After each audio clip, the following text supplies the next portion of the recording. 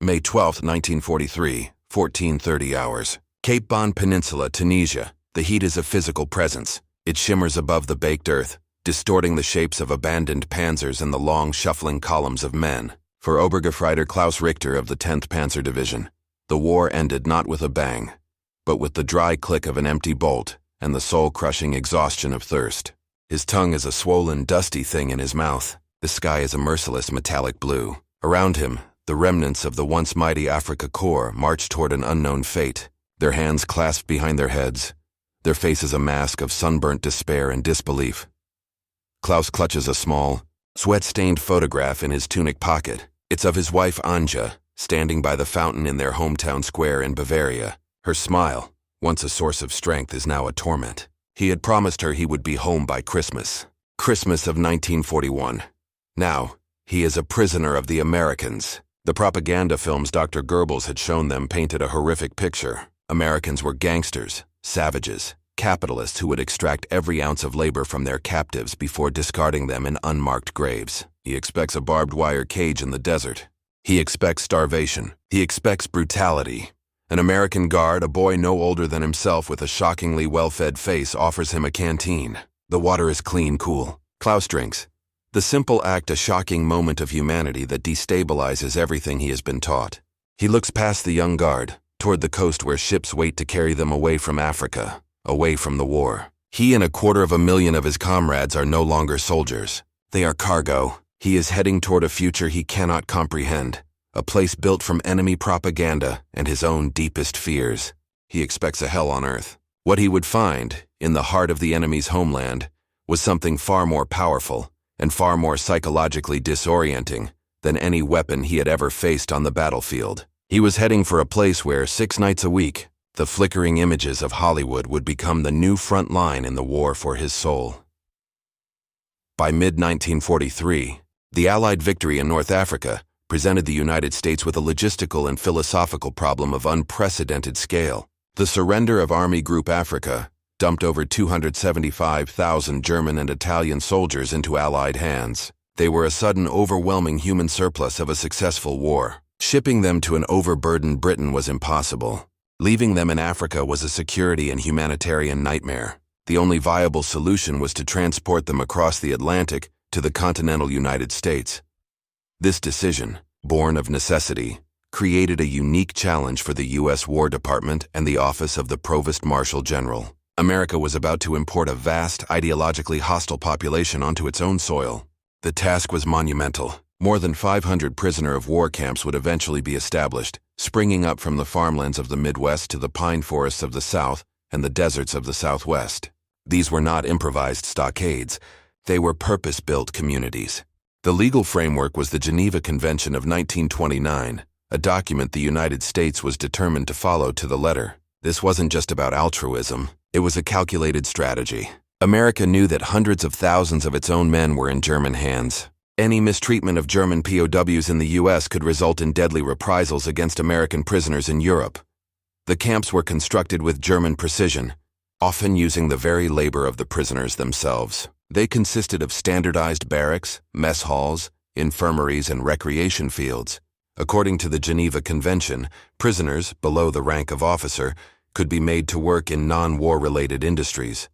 This turned the POW population into a vast labor pool, replacing American men who were now overseas. They harvested sugar beets in Nebraska, cut pulpwood in Mississippi, and picked cotton in Arizona. They were paid 80 cents a day in camp scrip, which they could spend at the canteen on items like Coca-Cola, cigarettes, and magazines, the first small, bewildering tastes of American consumer culture.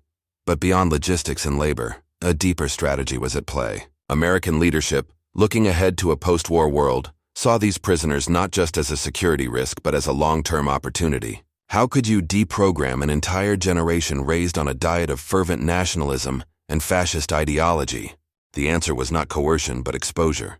The War Department initiated a top-secret program known as the Intellectual Diversion Program. The goal was subtle, yet audacious, to use education, information, and culture to slowly erode the foundations of Nazism and plant the seeds of democratic thought. The program would involve books, newspapers, university-level courses, and, most powerfully of all, the quintessentially American art form, the motion picture. They weren't just building prisons. They were building the first front of the post-war peace. For Klaus Richter and his comrades, the journey to America was a passage into a surreal new reality. Packed into the hulls of Liberty ships, the same vessels that carried the tanks and ammunition that had defeated them, they crossed the Atlantic. The initial fear of being torpedoed by their own U-boats gave way to a grudging respect for the sheer scale of Allied industrial might. The ocean was a highway of ships, a conveyor belt of men and materiel that Germany could no longer hope to match. Their arrival in America was a spectacle of sensory overload. Docking in places like Newport News, Virginia, they were marched onto trains under the gaze of curious, but rarely hostile, American civilians. It was on these train journeys into the country's interior that the first cracks in their ideological armor began to appear. They stared out the windows at a landscape that defied every piece of propaganda they had ever seen. They saw no bombed-out cities, no starving masses, no signs of a nation on the brink of collapse. Instead, they saw endless fields of corn, highways crowded with civilian automobiles, and towns where houses had neatly manicured lawns. The sheer unbothered prosperity of it all was the first psychological blow. Klaus's destination was Camp Hearn, Texas. As he stepped off the train and into the oppressive Texan humidity, he saw the camp not as a brutal prison, but as an orderly, almost tranquil town. There were wooden barracks, a church steeple, a theater, a soccer field. It was surrounded by barbed wire, and the guards in the towers carried rifles, but the atmosphere within was shockingly relaxed. He was processed, deloused, and given a set of blue denim work clothes stenciled with a large PW. The daily routine was monotonous, but humane. The food was plentiful. White bread, coffee with real sugar, meat, luxuries that had long vanished from even the German home front. In his letters home, which were censored but still a vital link, Klaus found himself unable to describe the reality of his situation. How could he explain to Anya, who was living on meager rations, that he, a prisoner of war, was eating better than he had in years? The camp was a universe of contradictions. The prisoners were organized according to German military structure, with their own non-commissioned officers maintaining discipline. They worked in the local cotton fields, interacting with American farmers who were often wary but pragmatic. It was a life of captivity, but it was a life without the constant fear of death, the shelling, the gnawing hunger. It was a life of profound, unsettling security. And into this secure but boring world, the American camp authorities were about to introduce their most powerful tool of psychological influence. The German soldier's mind had been meticulously prepared for capture. Joseph Goebbels' propaganda machine had spent a decade crafting a specific image of the enemy. Americans were portrayed as a mongrel race, culturally bankrupt, driven by Jewish-controlled capital, and both cruel and cowardly. Films like Ohm Kruger and newsreels from the Deutsche Wochenschau depicted Allied soldiers as war criminals who took no prisoners. The average Lancer was conditioned to believe that surrender meant torture, summary execution, or enslavement in a Siberian-style labor camp. This fear was a powerful motivator, designed to make soldiers fight to the last bullet. Klaus and his fellow prisoners carried this mental baggage with them into the camps. They were initially suspicious of everything. The good food had to be poisoned. The clean barracks were a trick to lull them into a false sense of security. The polite guards were a facade, masking a brutal intent. The most fanatical Nazis within the camp population worked tirelessly to reinforce this worldview. They formed secret camp Gestapos, enforcing ideological purity, punishing those who seemed to be cooperating too readily with the Americans. They whispered that the war was not over, that a secret German weapon would soon turn the tide, and that their duty was to resist, even behind the wire. On the other side of the fence, the American guards also had their own set of expectations. Many were young GIs, too old or medically unfit for combat duty, who had been fed a diet of their own propaganda. They expected to be guarding legions of goose-stepping, Heil Hitler-screaming fanatics. They were trained to be vigilant against escape attempts, sabotage, and riots. The reality was often far more mundane. While a core of ardent Nazis did exist in every camp and caused significant problems, the majority of prisoners were simply weary, homesick young men who were profoundly relieved to be out of the war. They were farmers, mechanics, and students who had been conscripted into a war they were now losing. This clash of expectations created a strange dynamic. The American guards, often finding their prisoners to be disciplined and hard-working, developed a pragmatic, sometimes even friendly relationship with them.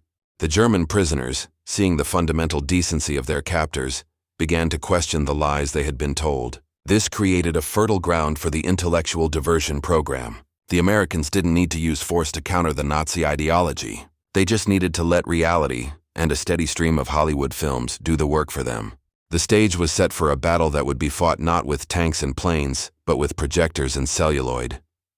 The introduction of movies into the POW camps was a carefully managed operation. It began with the arrival of 16mm projectors, portable screens, and canisters of film delivered by the War Department. At Camp Hearn, a large recreation hall was designated as the kino or cinema. The announcement of the first movie night was met with a mixture of suspicion and curiosity among the prisoners. The camp's hardcore Nazis immediately denounced it as a transparent propaganda trick, ordering their fellow prisoners to boycott the screening. But the sheer boredom of camp life was a more powerful force than ideology. On the first night, hundreds of men, including a skeptical Klaus Richter, shuffled into the hall. The air was thick with the smell of unwashed bodies and cheap American tobacco. The men sat on rough wooden benches, their faces etched with a mixture of defiance and anticipation. An American officer gave a brief translated introduction, explaining that the films were for their entertainment. Then, the lights dimmed. The projector whirred to life, its beam cutting a cone of light through the smoky darkness. The first images to flicker on the screen were not what the men expected. It wasn't a crude propaganda film showing German defeats. It was a musical, starring Bing Crosby, or perhaps a comedy with Abbott and Costello. The initial silence of the audience soon gave way to murmurs, then chuckles, and eventually roars of laughter. For 90 minutes, these men were transported away from the barbed wire of Texas. They were no longer prisoners. They were just an audience, lost in a story. The program quickly became the cornerstone of camp life. Movies were shown 6 nights a week. The selection was broad and deliberately curated. Light-hearted comedies and musicals were staples, designed to offer pure escapism and present a vision of American life as optimistic and carefree. Westerns were incredibly popular, their tales of frontier justice and rugged individualism resonating with the German audience. There were dramas and romances, offering glimpses into American social values and relationships. Crucially, the program also included carefully selected newsreels. These Welt im Film, World in Film newsreels were produced by the U.S. Office of War Information specifically for German-speaking audiences. They showed the steady advance of Allied forces and, importantly, the liberation of concentration camps. While the feature films were the sugar, the newsreels were the medicine. The most ardent Nazis would often storm out during these segments shouting propaganda, but the images were undeniable and planted seeds of doubt in the minds of many. The movie program was not just entertainment. It was a nightly systematic assault on the entire Nazi worldview, delivered one frame at a time. The American camp administrators expected the movie program to be a useful tool for maintaining morale and preventing unrest. What they did not fully anticipate was its profound and transformative psychological power. The nightly screenings became the most important ritual in the prisoners' lives, a window into a world that systematically dismantled the one they had been forced to believe in. The outcome was far more effective than any lecture or pamphlet on the virtues of democracy. The primary effect was the humanization of the enemy. The propaganda of the Third Reich had built the American identity around grotesque caricatures: the cigar-chomping capitalist, the brutish gangster, the culturally degenerate jazz musician. What the prisoners saw on screen was entirely different. They saw relatable characters in films by directors like Frank Capra, who championed the common man. They saw families, communities, and individuals struggling with universal human problems. In the faces of actors like Jimmy Stewart or Ingrid Bergman, they saw not monsters, but people. This constant nightly exposure to the enemy's humanity made it impossible to sustain the level of dehumanizing hatred that Nazism required. Secondly, the films presented a powerful, if idealized, vision of American prosperity and freedom. While Germany was being reduced to rubble, the prisoners watched films depicting bustling cities, abundant food, and a society that valued individual expression and humor. A scene in a movie showing a refrigerator full of food, or a character casually driving their own car, was a more potent piece of propaganda than any government-produced leaflet. It showcased a standard of living and a degree of personal liberty that was simply unimaginable in wartime Germany. It didn't argue that the American system was better. It simply showed it, allowing the prisoners to draw their own inevitable conclusions. This created deep fissures within the prisoner population. Arguments would erupt in the barracks after the movies. A comedy scene might lead to a debate about freedom of speech. A newsreel showing the D-Day landings would spark a heated discussion about the true state of the war. The camp's secret Nazi leaders found their authority eroding. How could they maintain that Germany was winning when the prisoners could see evidence of massive Allied advances with their own eyes? How could they enforce a rigid, hateful ideology when the men were spending their evenings laughing at the antics of Laurel and Hardy? The movies didn't just entertain. They armed the moderate prisoners with information and a new perspective, allowing them to push back against the camp's fanatics. The unexpected outcome was that Hollywood, the dream factory, had become an incredibly effective denazification machine. The cumulative effect of the intellectual diversion program, with the movie screenings at its heart, was a fundamental rewiring of the German prisoner's psyche. The process was slow, subtle, and intensely personal. It was a forced transition from being a small, interchangeable part of a vast military machine to becoming, once again, an individual with his own thoughts and his own future to consider.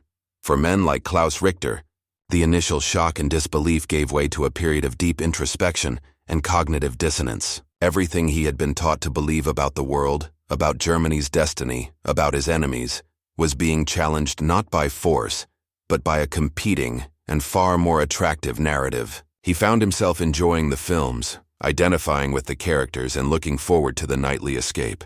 This created a sense of guilt and confusion. Was he being disloyal to his homeland by laughing at an American comedy? The films also fostered a powerful sense of nostalgia and longing for normalcy. Seeing movies about family life, romance, and peacetime pursuits reminded the prisoners of the lives they had left behind and the future they hoped to have. This subtly shifted their focus away from the collective, militaristic goals of the Reich and toward personal aspirations, returning home, rebuilding their lives, and raising a family. This was a critical psychological pivot. A soldier fights for a cause. An individual hopes for a future. The movies nurtured that hope, and in doing so, they weakened the ideological glue that held the Nazi worldview together. Moreover, the camp environment itself, with its structured educational opportunities, reinforced this shift. Alongside the movies, many camps offered courses in English, American history, civics, and even vocational skills. Prisoners could subscribe to American newspapers and magazines. For the first time, they were exposed to a free press and a diversity of opinions. They read about the presidential election of 1944, a spectacle of peaceful political competition that stood in stark contrast to the single-party system they had known. The psychological effect was one of decompression. The immense pressure of totalitarian conformity was lifted, and in its place the prisoners were given the tools, information, entertainment, education, to begin thinking for themselves again. The ultimate shock was not the discovery of American cruelty, but the discovery of American pluralism. When the war in Europe ended in May 1945, the mission of the POW camps changed. The focus shifted from containment and intellectual diversion to explicit re-education for a democratic, post-war Germany. Special camps were established for the most ardent Nazis, while others were prepared for repatriation. Between 1945 and 1947, the hundreds of thousands of German prisoners, including Klaus Richter, were sent home. They returned to a country that was physically and morally shattered.